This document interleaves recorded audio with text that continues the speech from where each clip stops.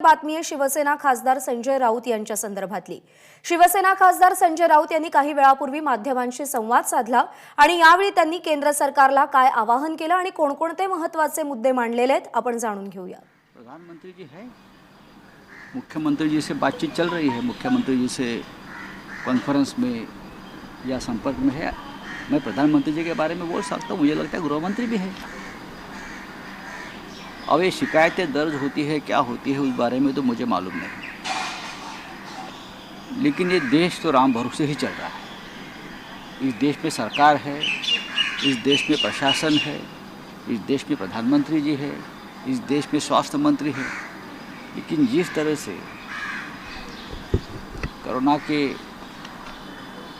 वजह से मौतें हो रही है, जिस तरह से गंगा यमुना में लाशें सैकड़ों की संख्या में, हाँ, वाराणसी से पटना तक आप देख रहे हो, और जिस तरह से एक तरह से हाहाकार मचा है, तो देश राम भरोसे ही चल रहा है। लेकिन प्रभु श्री राम के अयोध्या में भी हालत ख़राब है, वहाँ भी ऑक्सीजन के मारे लोग मर रहे हैं। मैं अभी अभी सुन रहा था।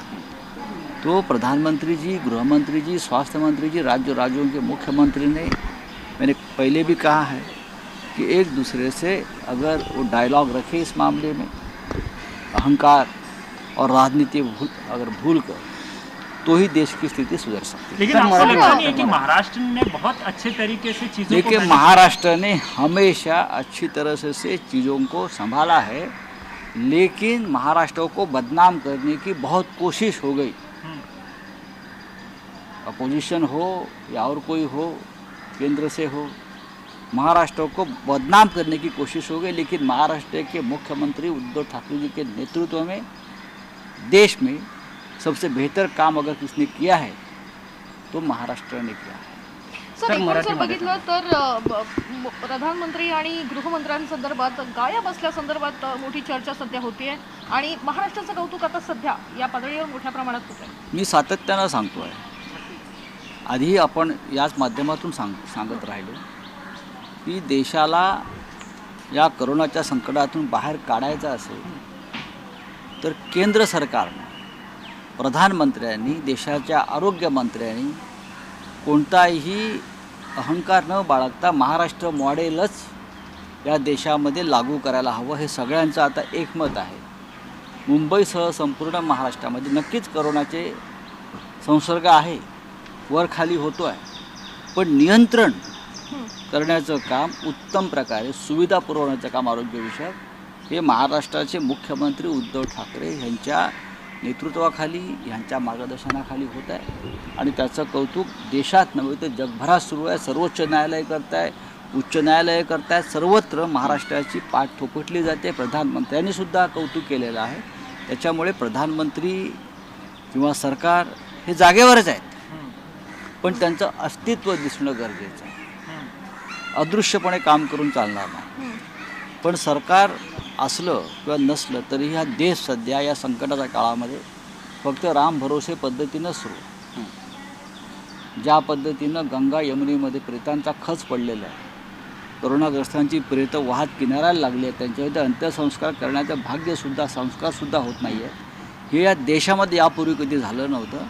त्याच्यामुळे लोकांना असं वाटत असेल। सर, सेंट्रल विस्टा प्रोजेक्ट आहे, आता सध्या देशामध्ये 4.25 लाख रुग्णसंख्या सापडते, असं असताना देखील प्रोजेक्टचं काम वेगानं सुरू आणि फोटो काढण्यात सुद्धा आता मनाई इस तरीके से सेंट्रल विस्टा के प्रोजेक्ट को, देखिए, उस बारे में देश के प्रमुख विपक्ष नेताओं ने प्रधानमंत्री जी को एक खत लिखा है, जी, चिंता व्यक्त की कि सेंट्रल विस्टा का जो प्रोजेक्ट है वो कुछ दिनों तक आप स्टॉप कर दीजिए और वो पूरा जो पैसा है 20-25 हज़ार करोड़ का, वो आप कोरोना के निवारण के लिए यूज़ कीजिए।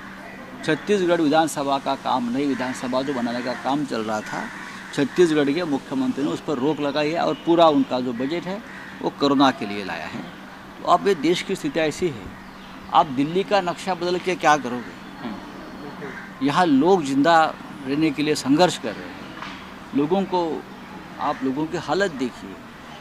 तो ये बात जो है उद्धव ठाकरे से लेकर स्टालिन हो, ममता जी हो, सोनिया जी हो, सभी ने एक प्रधानमंत्री को पत्र लिखा है उस बारे में और चिंता जाहिर की है। आपको मराठी- लगता है- सर, मराठी एक सांगा. मिनिट, एक मिनिट. सर आपको लगता है कि बंगाल चुनाव में प्रधानमंत्री मोदी का प्रचार करना वो सबसे बड़ी गलती थी? देखिए बात ऐसी है कि क्योंकि देश में लोग मर रहे थे बगैर नहीं, एक बात है कि उसके लिए चुनाव आयोग को ही जिम्मेदार ठहराना चाहिए।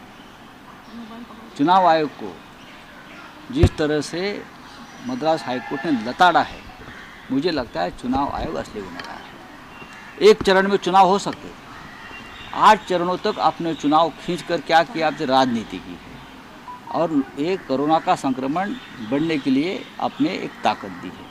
ये बहुत ही देश के लिए दुर्भाग्यपूर्ण बात है। Sir, Marathi- sir, Marathi sir, एक सेंट्रल मिनिट, मिनिस्टर सर, मराठीबद्दल. सेंटर विस्टा प्रोजेक्ट संदर्भात सध्या मोठी चर्चा होतीये. फोटो काढण्यात आता मनाई करण्यात आली आहे जेव्हा हा मुद्दा बाहेर आला.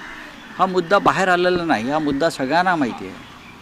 पण ज्या प्रकारे या देशामध्ये करोनाचं संकट भयंकर पद्धतीने वाढतं आहे आणि गंगा यमुना अनेक नद्यांमध्ये प्रेत वाहताना दिसत आहेत, म्हणजे अंत्यसंस्कार करायलासुद्धा स्मशान आणि कब्रस्थानं कमी पडत आहे, तेव्हा हे सगळं समोर आलं आहे. त्यानंतर लोक म्हणत आहेत की या सेंट्रल विस्टा नवीन पार्लमेंट, प्रधानमंत्र्यांचं नवीन निवासस्थान याची गरज काय आहे? 20-25 हजार कोटी खर्च करून तुम्ही हा दिल्लीचा नक्षा बदलताय.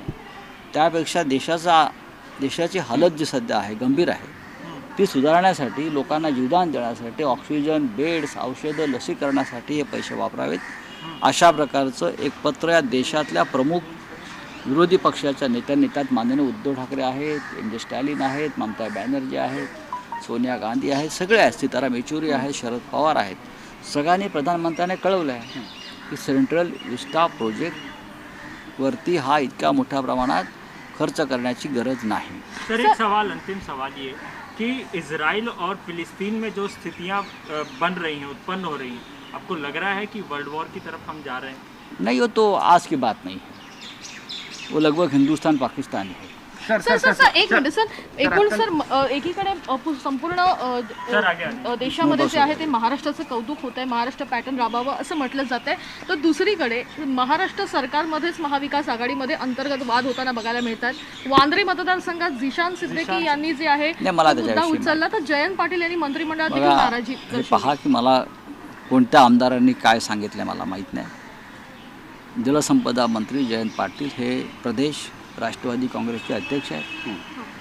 ते या राज्याचे ज्येष्ठ नेते आहेत, महत्त्वाचे नेते आहेत, महाविकास आघाडीतले वरिष्ठ मंत्री आहेत, अनेक वर्षापासून ते मंत्री आहेत, अनुभवी नेते आहेत. त्यांनी काल स्वतः पत्रकार परिषद घेऊन त्या संदर्भात खुलासा केलेला आहे आणि तो अत्यंत महत्त्वाचा आहे. कॅबिनेटमध्ये काय घडलं आहे, काय झालं आहे हे बाहेर सांगता येत नाही.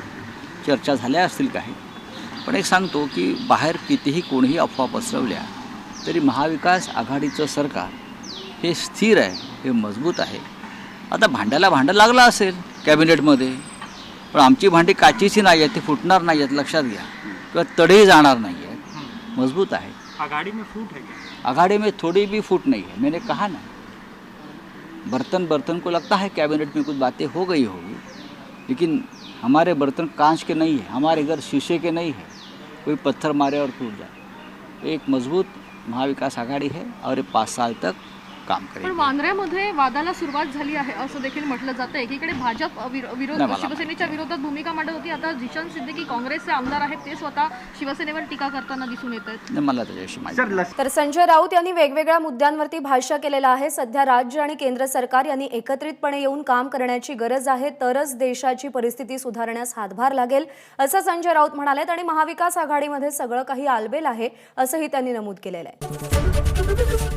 एबीपी माझा, उघडा डोळे बघा नीट.